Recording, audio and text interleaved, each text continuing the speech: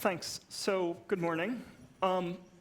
This talk is going to be a little bit different than the last two in that the last two talks both involved a lot of live coding, whereas I'm barely going to show you any CSS on the screen at all. And that's because I want to talk about performance. A lot of one of the concerns a lot of developers have once they sort of find all these new features and figure out how to use them is how to make them work faster. And I think really getting a good sense of how to do this requires sort of understanding some of what underlies web browsers. So what I want to do is talk about how web browsers work for a bit.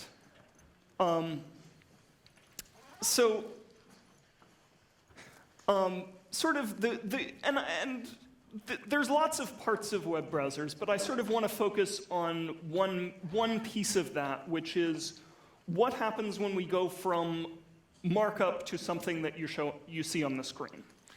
And sort of that main pathway moves from left to right along the top of this diagram,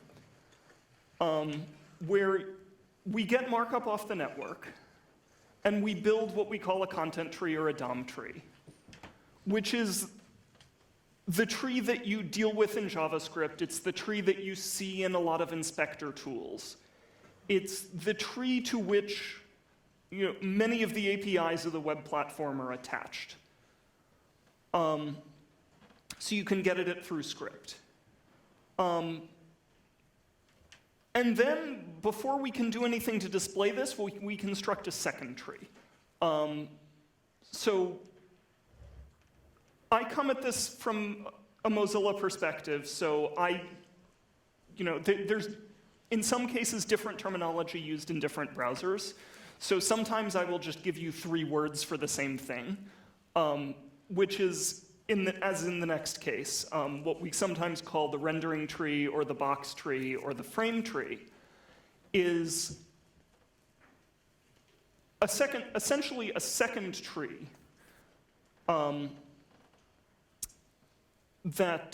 so we have the DOM tree for a piece of markup. We then want to construct this frame tree where each node in this tree represents a rectangle that we're going to display on the screen. So in many cases, there's one box or one frame for each DOM node.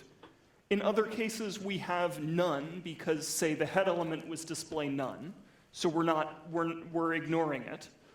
In some cases, the root element's one case. There's other interesting things with tables or things that have overflow not equal to visible, or other cases, you'll get more than one frame. Or another important case where you get more than one frame is when things split over lines or split across columns or pages. So in order to construct this frame tree, we have to figure out what kind of frames we want to construct for each of these nodes in the DOM tree. And that depends on CSS to a big piece of what that depends on CSS, because a lot of what determines what kind of node we make in the frame tree is a function of the display property. It's also a function of other things like the overflow property or the position property, and also whether it's an SVG element or certain HTML form elements and so on. So then once we have this tree, since every node in this tree represents a rectangle on screen, we need to actually go and compute the positions of all of those rectangles. So computing those, we call that process reflow or layout. And then once we have that, we need to actually deal with displaying this. So the process of displaying the rendering tree involves sort of 2 different things in that we have sort of a relatively new concept that in Gecko we call layers. I'm not actually sure quite how the terminology in other rendering engines works, where a layer represents something that might be drawn into a separate graphical buffer, which hopefully lives on memory in the GPU. And then we paint different parts of the document into different layers. Maybe it's, and in many cases there's just going to be one layer, but when certain interesting things are happening, we want to paint different parts of the document into different layers so that we can then composite those layers together in different ways without actually repainting the contents of those layers. So there's sort of a few trade-offs with this, in that when we have fewer layers, the process of repainting what is in that layer is more expensive, because you have maybe all of the content within the screen that needs to get repainted. With more layers, the main cost is that they're using more memory, because you have essentially a bitmap that is the size of your screen stored in the memory of the graphics card, which is limited. At some point, you also run into the problem that it's more expensive to composite those layers together. Now, this also varies a lot between browsers, in that especially the decisions about when something has what in Gecko we would call an active layer. In other words, when it gets drawn into its own graphical buffer, is a decision that different browsers are going to make differently. I think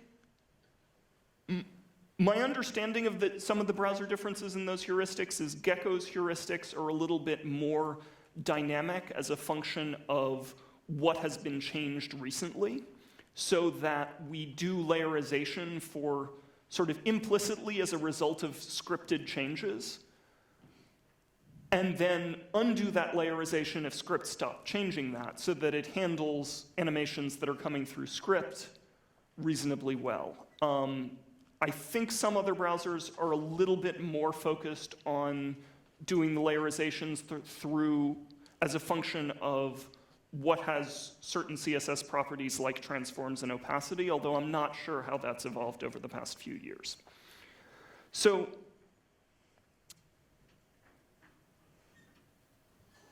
that's sort of a view of how you end up with a very quick view of how you end up going from a web page to something being displayed on the screen. Except I sort of skipped something pretty important. This view sort of took the perspective that we're just doing this once. And that's not at all the case. The reality is that a lot of content on the web makes dynamic changes in response to user interaction, or because something is animating, or for all sorts of reasons. And when that happens, we don't want to do all of this work over again every single time. And there's that's sort of one way of looking at what it would be as if it were unoptimized, is the model that if something changes, we just redo everything.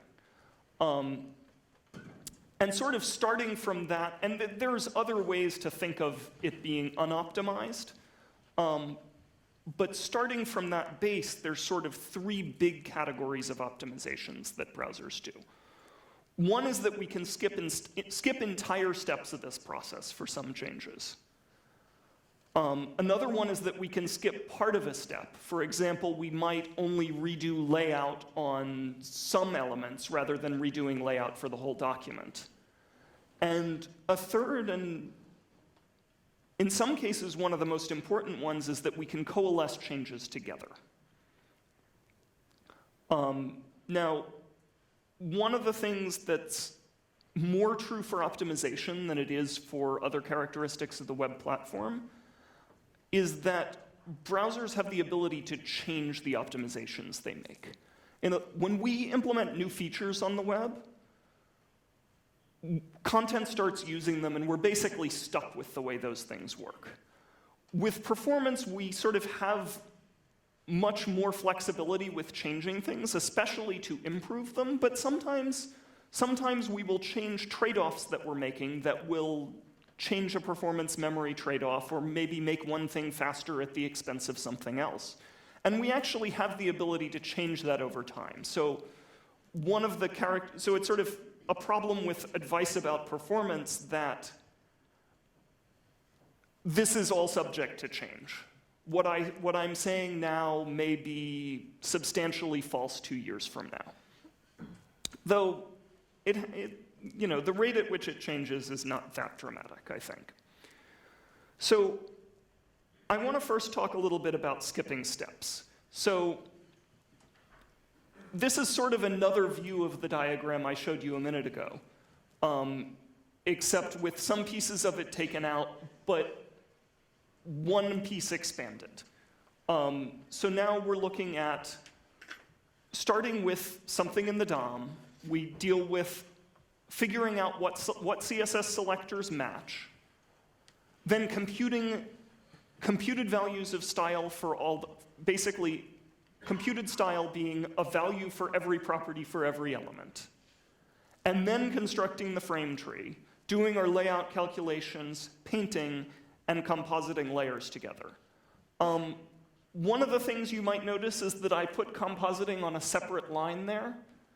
And that's because in many browser engines, and I think there's more moving towards this over time. For example, in Gecko, we're doing this on some platforms, but not all right now. The compositing is happening on a separate thread, or in some cases in a separate process. So that's sort of off on a second line to show that difference. So the basic thing that happens when we skip steps looks kind of like this. And this is maybe a little bit confusing when you look at it, but basically what I'm trying to say here is that when something changes in the content, we might determine that nothing needs to happen. We might determine that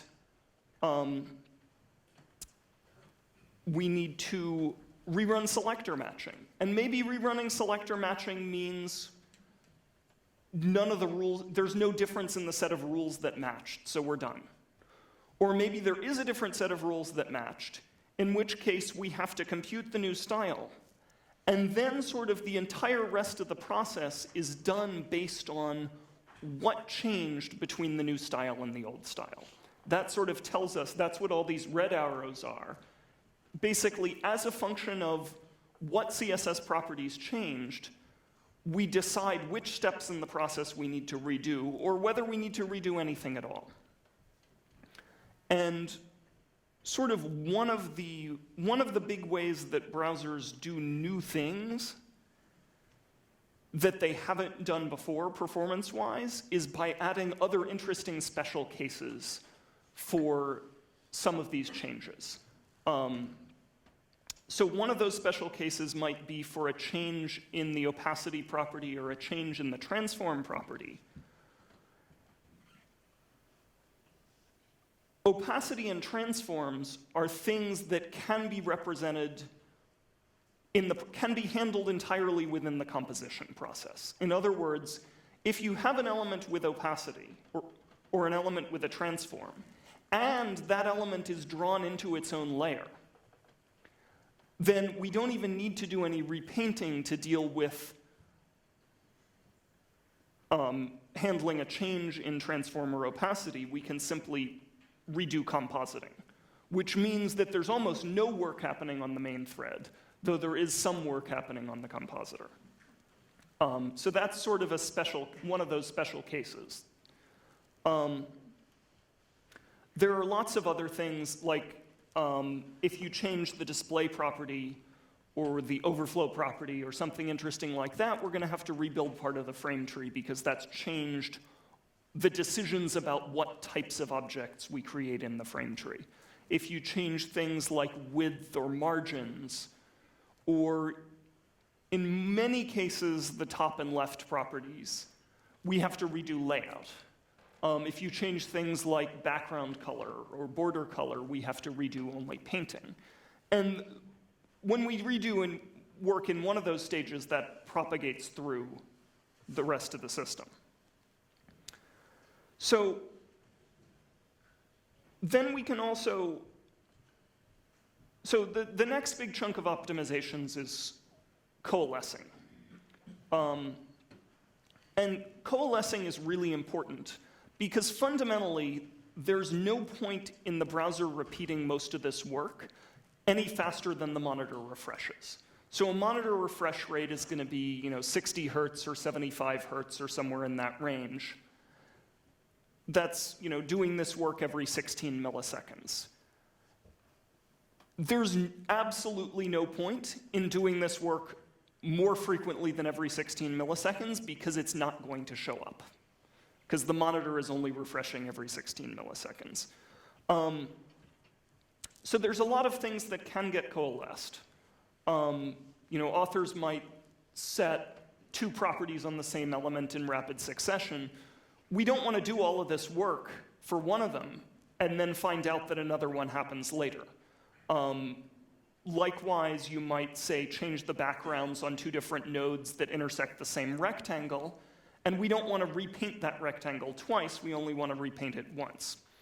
So the point is that we batch up these changes in a few places, and then don't process them again until either it's time to redraw again, or, and this case is kind of painful, script asks for something that depends on one of them. So essentially, the programming model on the web is that when you ask for something like get computed style or offset top, or lots of other things that are a function of style or layout, the browser tells you the current answer as though none of this batching is happening.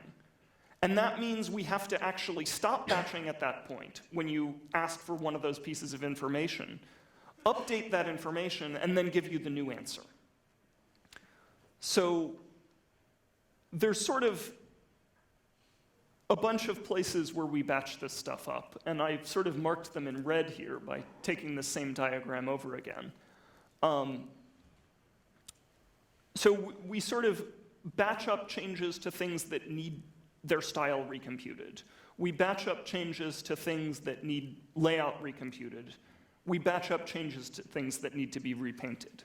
There are lots of things that web pages can do that can flush one of those first two things. In other words, if you call get computed style, it's going to flush all this, it's going to do all the style changes that we have buffered up.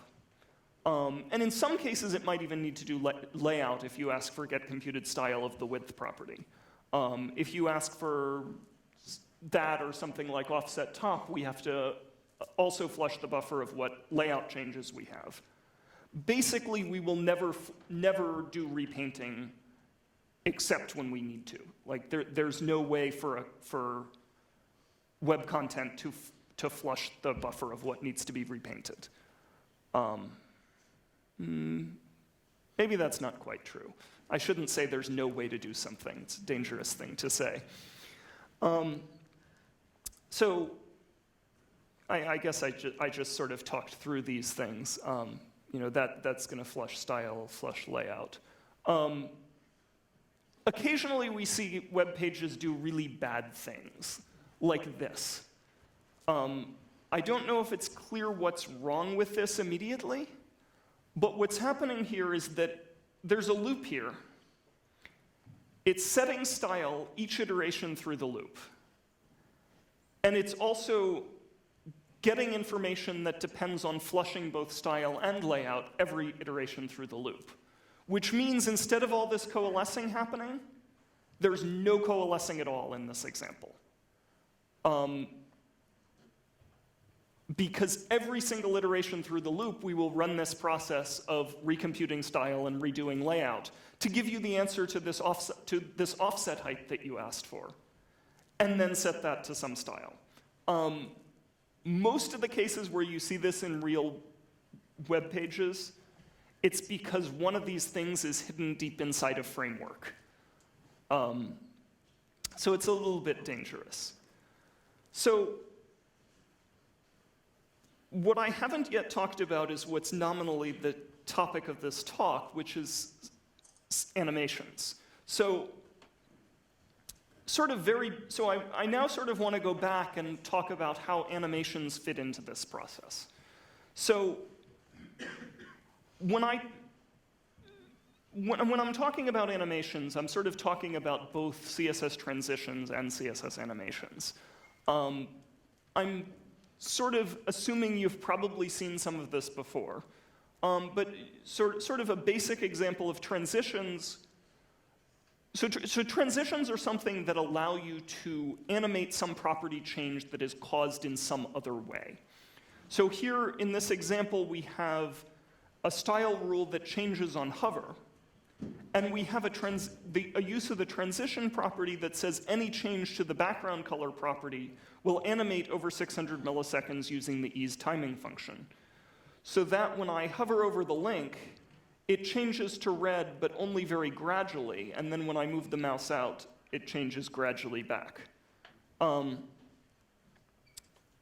CSS animations are different from transitions in that instead of animating changes that are happening through some other mechanism, animations are about causing changes to happen and making those changes animate. So if you have, as you saw in Anna's talk a few minutes ago, you have a set of keyframes, and you're animating those from one value to another. And we have this animation property that says to animate this bouncing ball just forever, every 600 milliseconds, alternating back and forth over a certain timing function. And as I said, I'm going to use the word animations to talk about both transitions and animations. So most animations aren't all that interesting performance-wise. Most animations just sort of every tick of the animation, which again, the browser is trying to do this along with the same refresh cycle where we're refreshing the screen every 16 to 20 milliseconds. For most animations, just every tick, the animation changes, there's a style change. We skip over sort of the very beginning of the process, but it just goes into the style computation and then goes through the normal process of handling style changes, where what work we need to do to deal with the animation happening is a function of what property is getting animated. If you're animating the width property, we're going to be redoing layout calculation. If you're animating the background color property, we're not going to redo any layout, but we're going to be doing repainting. So this does have some performance advantages over the things that were used prior to the existence of CSS transitions and animations, although not insurmountable advantages. It's really just that this avoids the need for script. There's less worry about doing things bad like breaking the coalescing that I talked about, and the browser automatically puts it into the refresh cycle that it's trying to run. So that sort of covers animations of most properties. But then there are a few properties where we can make animations run entirely on the compositor. And there's a lot of talk about these properties. And I mean, this isn't even necessarily true fully across browsers yet. There's certainly a lot of talk about optimizing things like transform and opacity on WebKit. In Gecko, we do this sort of thing on Firefox OS right now, but we haven't quite gotten it turned on for Firefox on desktop, although hopefully that's coming soon. Oops, I went the wrong direction. So we essentially, In some cases, we run animations in a totally different way that skips almost all of this process and makes them much more efficient. In that we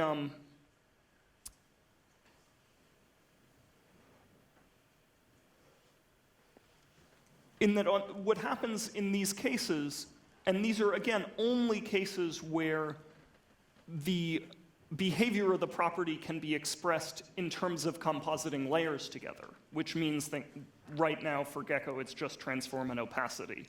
The list varies a little bit between browsers, probably. On the first tick of the animation, we will send a bunch of information over to the compositor that says not just what the current state of the world is, but how things are going to change in the future. So we will say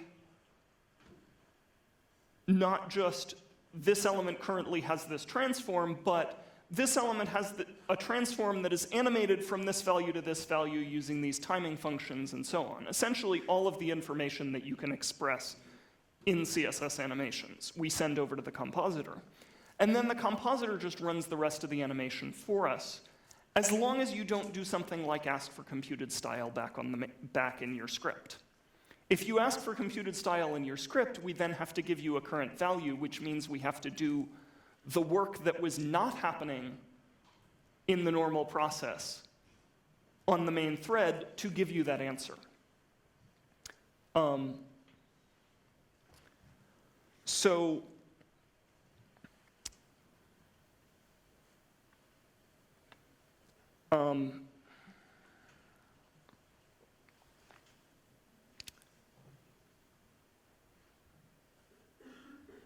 when this happens, and one of the hard things here is predicting when it is going to happen.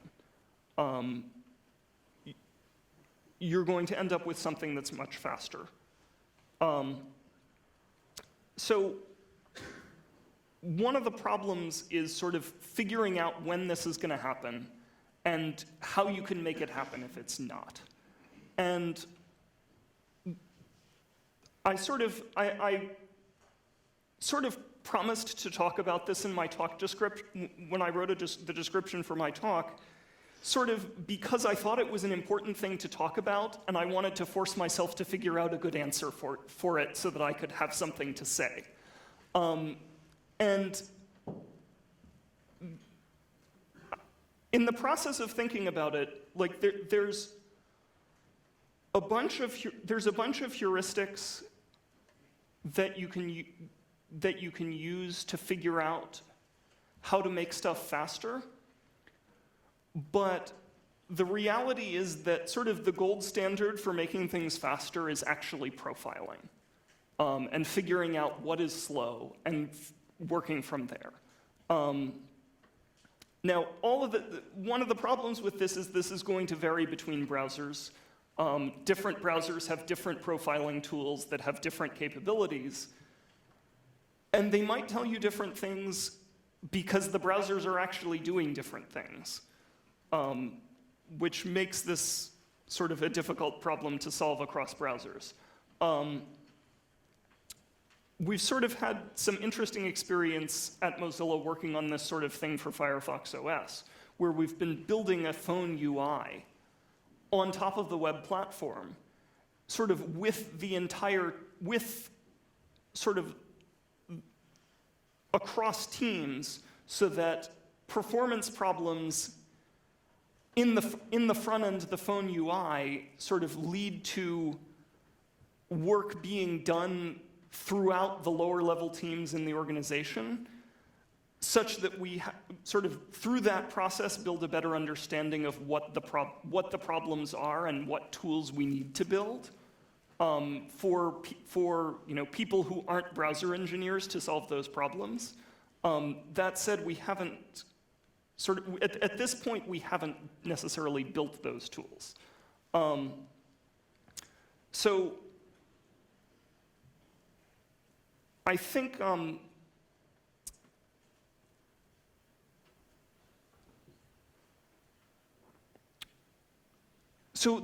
that said, before I go too deep into profiling, And I want to show a demo in a minute. There are some other sort of things one can experiment with to detect what's happening, given an understanding of what's going on under the hood. So for example, you can detect sort of just through observation whether pauses in script on the main thread, for a long-running script where if you want to, you can just write a slow loop. Pause animations. That's a way to detect sort of at a very simple level whether those animations are running on the main thread or running on the compositor. You can measure things like, if you have tools to do so, you can measure things like restyles and reflows and repaints. For example, I think the Firefox developer tools have a tool that lets you show what areas are getting repainted. So that you can know, for example, if something is getting repainted frequently, that means the changes are not being handled through recomposition, but they're being handled through repainting, which is generally going to be more expensive. You can also do things like observe whether active layers are present. And I can step ahead here. So observing whether, we actually have a tool for showing whether active layers are present on Firefox OS, but we don't have it on Firefox for desktop right now. You have to first turn on the developer menu. And then once you have the developer menu, turn on draw layer borders, and suddenly you see something like this, which is showing you where the layer boundaries are in a visual way, and you see them changing over time as you interact with the phone, which is kind of interesting. So you can also experiment with things like changing the cost of one of these steps in the process. So for example, if you want to find out if you're repainting, you can do something that makes repainting more expensive to see if painting if repainting a lot is part of the performance problem. So for example, something like a blur makes painting more expensive. There are a lot of other things that one can experiment with.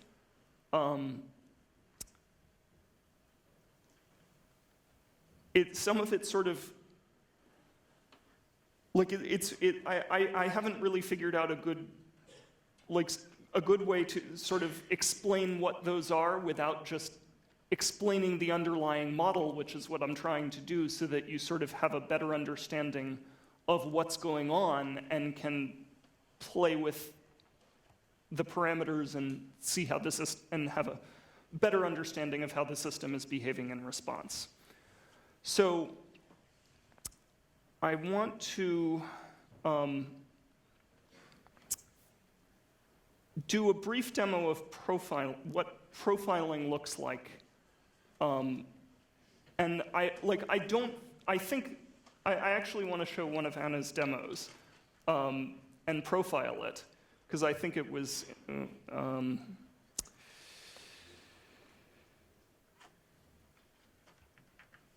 so I think one of the difficulties we have right now is figuring out how to expose, I need to fit this window on the screen. Figuring out how to expose this better to people who aren't browser developers. In other words, I think what I'm going to show now may or may not make sense to people who aren't browser developers, and it's hard for me to know how many people it will make sense to. But I want to show it anyway, just because it, I think in the end, profiling is the gold standard for figuring out what is making something slow. Like, you need to find out where the time is actually being spent. So I installed this add-on called the Gecko Profiler, because the profiler that ships in Firefox Web Development Tools by default is a profiler for JavaScript that's not profiling the internals of Gecko. I installed this Gecko Profiler add-on, which adds this little button up here. Great tooltip.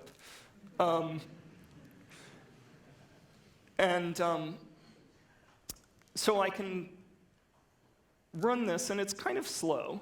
And then I can start profiling and let it collect some data for a bit, because what this is essentially doing a sampling profiler, so it's collecting a sample every so many milliseconds, and if you want a decent statistical sample, you want to let it run for a little bit of time.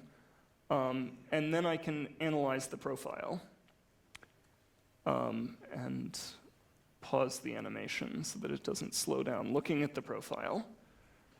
And this is going to show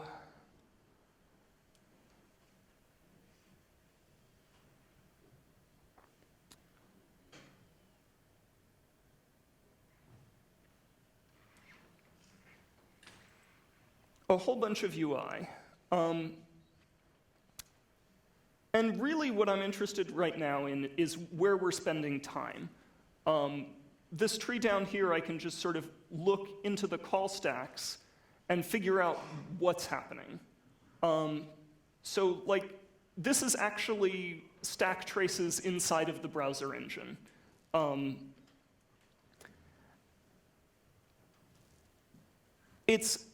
You can, in some sense, get a sense of what some of these things are from what they're called, except sometimes names can be a little misleading. So, for example, 49% of the time during that animation was spent inside this method here called didComposite, except inside of that, most of it was spent inside a function called paint. So basically, this is showing that in that demo, we were spending 32% of the time painting. And this, if I sort of dig in here, this actually all looks like painting stuff. We're spending 15% of the time inside a function called process restyles, which looks like this is actually mostly stuff to do with style computation. And let's see, there's more time here. There's another 34% of the time down here, which is also spent doing painting, which is interesting. So basically, there's this other call stack to the same functions. So like, there's another 22% spent painting and another 10% spent doing restyle calculation. And then most of the other numbers here are pretty small. Well, this number isn't that small.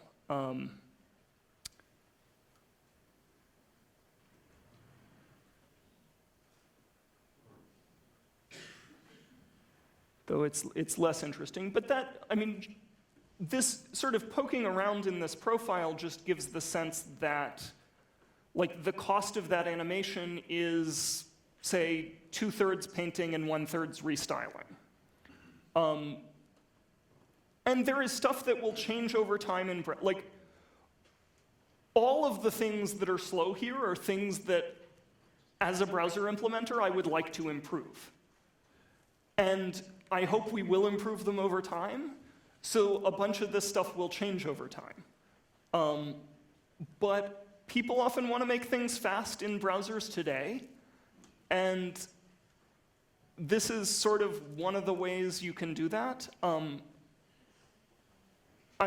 sort of curious for feedback on like how doable people think this is, if you want to talk to me later on.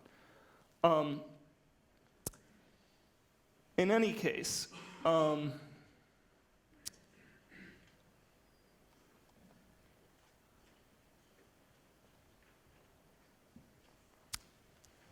that is what I wanted to talk about. So thanks very much. And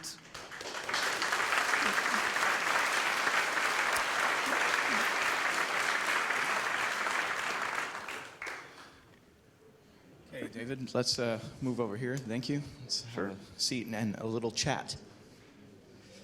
So we have quite a few questions because, as we know, anything having to do with performance is a hot topic. yeah. So one of the things that people were wondering about is you mentioned a small list, you mentioned opacity and transform as examples of properties run on the compositor. What other, do you see that list growing, and what other properties might be optimized in that way? I don't see it growing by a lot. I could see something like, so a few of the other transform-related properties like transform origin, maybe at some point the 3D transform properties like perspective, perspective origin, I would see adding to that list. Maybe something like background position. But essentially, adding properties to that set means re-implementing the way a certain property works on the compositor, and relatively few things work at that level right now. So it's really about the small set of things that work at that level. And I don't know what the WebKit set is right now, but. A few of the weird ones. We're going to try to do top and left, and there's no layout changes. And we're thinking about color and background color. Okay, Tab said, Tab said they're going to try and do top and left, and they're thinking about color and background color. And yeah, I've been thinking about top and left as well. They're kind of difficult for a bunch of reasons. I think we can make top and left work a lot better than they work right now. I'm not sure I would imagine getting them all the way to being compositor driven. Okay, thanks. And a lot of performance-related questions. People wondering about even things like at what point, at what size of file would you actually need to start worrying about optimizing for performance at all?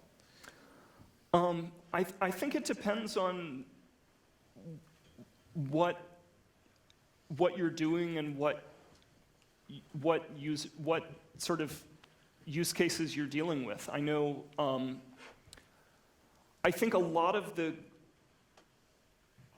one of the interesting things about building a phone UI is that there are a bunch of cases where touch UI requires better responsiveness than desktop UI, just because of the feeling that you get when something that you're touching, especially when it's supposed to be moving in response to that touch, is not responding instantaneously. So I think touch UI is a big case where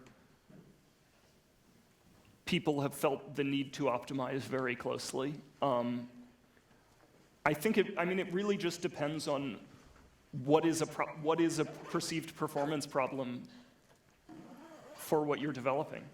And that includes what is a perceived performance problem on devices that are not as good as the ones you might have in your hand.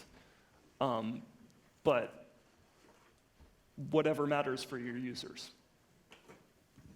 And what, to kind of sum up the stuff that you're doing, the work that you're doing, how can front-end developers best utilize the work that you're doing? For example, is the profiler, do you have a version available for of that profiler for non-browser developers? We don't.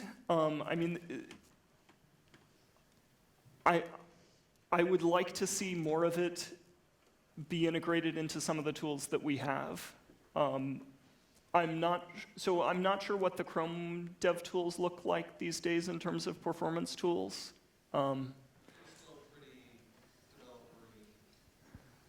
Tab says they're pretty developer-y still.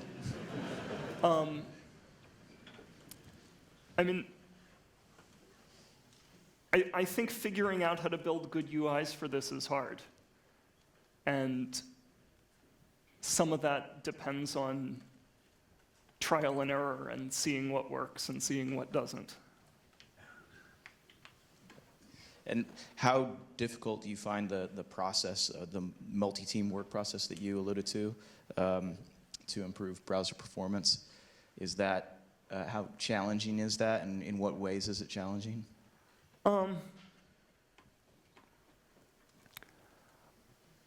I mean, some of what's challenging about it is just having a different set of expectations for performance, like being able to hit, having the requirement to hit 60 frames per second on a pretty inexpensive smartphone is somewhat different from the requirement of hitting 60 frames per second on a pretty fast desktop. But I think,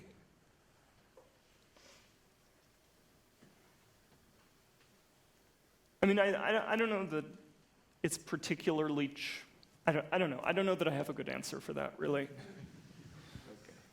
Okay. Well, I think we've gone through the most of the questions here, so I want to thank you. Please give a warm hand to David Barron.